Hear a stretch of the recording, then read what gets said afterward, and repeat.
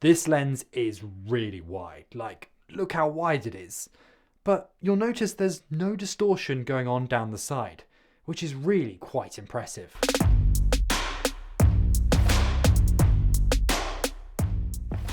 Today we are looking at the Laowa 12mm D Dreamer lens. This is a lens that claims to have zero distortion despite being extremely wide, full frame lens for EF mount. Now today you're seeing it on the Blackmagic Pocket 6K Pro as I talk about this, and in fact this has been my main lens that I've used for shooting interiors for the past few years with this camera. So I really feel like I know this lens really well, and it has been an incredibly useful tool in my kit for shooting interiors. So what makes this lens so special, and why did I choose to get this particular one for my Blackmagic Pocket 6K Pro? Well, first off, it's because it does exactly what it says on the tin. It's got zero distortion. One of the big issues about using EF lenses, or any lenses for that matter, on the Blackmagic Pocket 6K Pro compared to a native Canon camera, you don't get all of the auto corrections you expect to see. So when still lenses have slight issues with the distortion, normally that is just fixed in camera using software.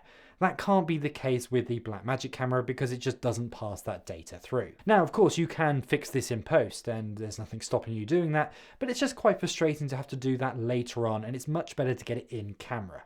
Out of all of the super wide angle lenses that I've ever used, this without doubt has the least distortion, and it really does live up to its name of being a zero distortion lens. Yeah, thinking 12mm, this is extremely wide, especially on a full frame camera, but with a quite heavy crop on the Blackmagic camera, it still provides a nice wide angle image for doing things like interiors. I mean, this room right here isn't that big, but as you can see pretty much the entirety of it. And if you look at that distortion just down the side, you can see it looks really straight. There's no concerns about distortion of the image whatsoever. That just makes this lens ideal for doing interiors because you just know all of the verticals are going to look good as long as you have your camera level. Obviously for the Blackmagic camera I needed this to be a EF mount because, well, that's what it takes. But actually, I would have gone for EF anyway, regardless of whether I were just using this on my Blackmagic camera or any other brand. The reason why is just because it's just so versatile. You can stick this on any camera you wish. Being fully manual, it doesn't matter whether you use this on a Blackmagic camera, whether you use it on a Sony or a Canon or whatever it may be, you know it's going to work across all those different cameras. I love how compact this lens really is. It is really small, it's really tiny, but still produces amazing results. This is what makes it awesome to put on a gimbal when doing interiors.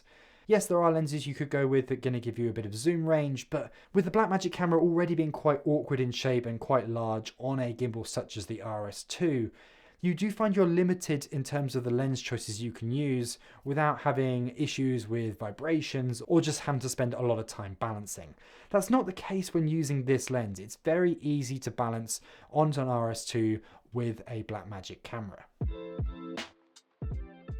So let's get on to that build quality, and it's incredibly well made. Even the lens cap is fully metal, which actually might be a bit of a negative because there are times where you're concerned about accidentally scratching the front of that lens element. But the overall build, it is entirely metal through and through. Everything feels really solid. I really like how the aperture clicks nicely as well.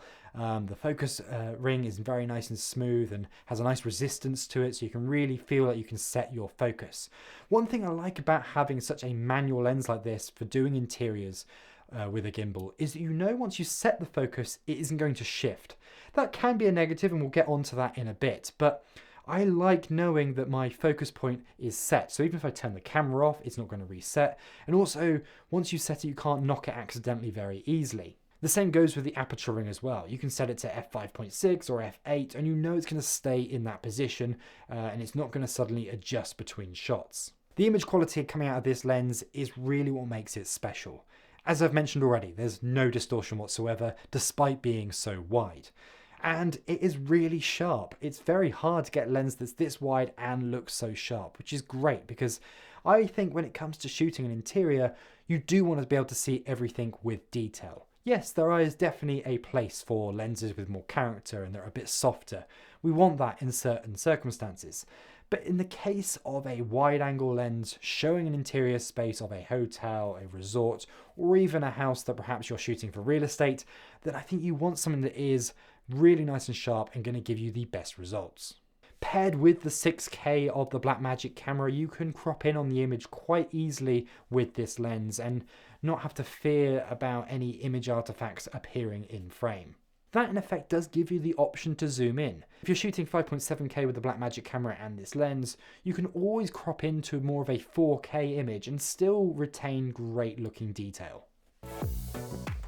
This lens of course isn't perfect, no lens is, but the negatives aren't too bad. First off is of course it's fully manual. There's no autofocus, there's no auto features at all on this thing.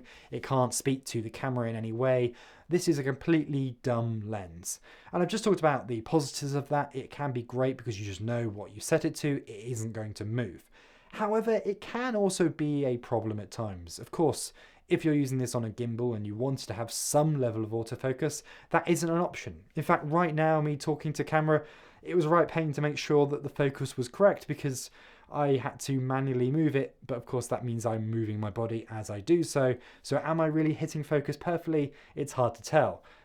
Leave a comment down below if this is out of focus. Maybe I am.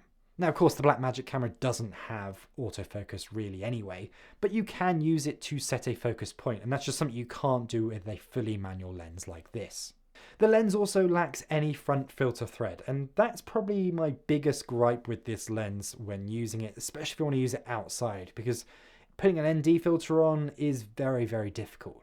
Now, of course, if you're using it with a Blackmagic 6K Pro, that's not a problem, but if you're using it with one of the other Blackmagic cameras, then of course it would be. Finally, it can sometimes suffer from a bit of flare and a bit of washing out of the image. Because it is so wide, even a light that's kind of placed over to the edge, it can slightly lighten the image and slightly lose contrast in certain circumstances. Generally though, it controls the image very well. As I mentioned, the sharpness, the colours, the contrast is excellent with this lens, but there are a few occasions where I have noticed a stray light coming in from the side has washed out the image slightly. What about the competition out there? Well, it isn't a cheap lens, this one, but it's not that expensive either. Obviously, it's fully manual, and personally, I would have gone for the cine version of this lens if it had been available at the time when I bought it. Unfortunately, that wasn't the case, so I just went for the standard one instead. Certainly nothing wrong with the standard lens. It works really nice, and actually, I quite like that clickable aperture, and I quite like the focus ring being quite stiff because it means it doesn't get knocked out of place. There are, of course, much cheaper lenses from the likes of Samyang and 7 Artisans that you could go for. Canon produces lenses. Sigma have much heavier lenses that you could go for in this focal range. But I think with all of these lenses, the cheaper ones aren't going to be as good when it comes to the Laowa, especially when it comes to that distortion. It's extremely hard to control distortion at 12mm, but as I keep saying, this lens does it so well. It is also just so compact, and it's F2.8, which is awesome. So if you're doing low light, it's still an option with this lens. So who is this lens for? Well, I keep talking about the interiors and how I've been using it as my main lens for all the interiors I've been doing in resorts around the world for the last few years. And to be honest, that is where I think this lens really shines. If you're someone that does a lot of interiors, real estate, hotels, resorts, whatever it may be, with a Blackmagic camera like the 6K, then I think the Laowa 12mm is perfect for it. Because of that sensor size on the Blackmagic camera, it does crop in quite a bit. And that's where I think having 12mm is ideal. 18 just isn't wide enough. Something like the Sigma 18 to 35, it's just not wide enough for doing an interior generally with the Blackmagic Pocket 6K Pro.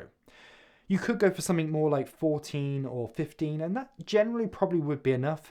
But because you have the sharpness of the 6K and you can obviously crop in, and this Laowa 12mm lens handles sharpness so well, I think having the extra width is extremely useful. Generally, I'm against you going too wide with a lens doing interiors. You should always go for the longest lens you can get away with. But I do sort of break that rule when it comes to this one because of how good of a lens it actually is. I also think this lens is awesome if you're doing landscapes as well. If you're a landscape photographer or filmmaker and you have a Blackmagic camera that you want to pair it with, this is a perfect combination, especially because it's so lightweight as well. Who is it not for? Well, of course, if you need autofocus, then this really isn't a great option. I also probably wouldn't go for this lens if I want to be shooting on a full frame sensor. Obviously, it is a full frame lens, so it is designed for that, and it works and it looks great. But it is so wide. It isn't so much a problem with distortion at that point, but just so kind of crazy angles that you're getting. For me, 12mm on a full frame is just a speciality thing. It's not something you should be doing on a regular basis. Unless you have a particular look that you're going for, that's the only time you should use a lens that wide. I wouldn't do an interior on a 12mm on full frame. I've got these shots, for example, in Dubai of a new building that I was shooting, and the 12mm was the right option in this case because we really did need to go that wide with the FX3. But generally I would be put off from using a lens this particularly wide while using a full frame censored camera. So there you go, that is the Laowa 12mm lens, an absolutely awesome wide angle lens. I think the best one you can buy for doing interiors with your Blackmagic camera. With it being EF, it can be converted to pretty much anything, so it's a lens that really you can own and keep for a long time, even if you switch systems. And the fact that it's full frame as well, it just gives you some even more crazy wide angle stuff you can do if you really wish. If you'd like to pick one of these lenses up, then make sure you use my affiliate link down below because it massively helps out the channel. And also while you're here, why not like and subscribe as well? Thank you very much for watching, and I will see you next time. Goodbye.